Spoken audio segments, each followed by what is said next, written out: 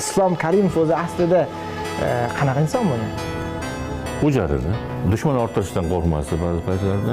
Professional razvedkachi O'zbekistonga keldi. Kelib uchrashib Karimovga aytdi, O'zbekistonda portlash bo'ladi. Islom aka aytdiki, yo'q, bizda portlash bo'lmaydi.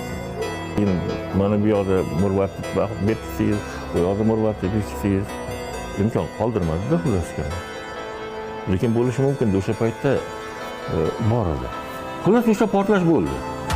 Lekin Tojikistonda. Afg'onistonda tinchlik bo'lmasa agar O'zbekistonda ham tinchlik bo'lmaydi. Mana bularning plani. Eng katta kuchimiz birlikda. Yana bir bor aytaman, bizning katta kuchimiz birlikda. Bizlarning o'zimizning aqlimiz bor. Nimaga erishish, qanday jamiyatni qurish, qanday davlatni qurish va ertangi kunimizni faqat o'zimiz qurib olamiz.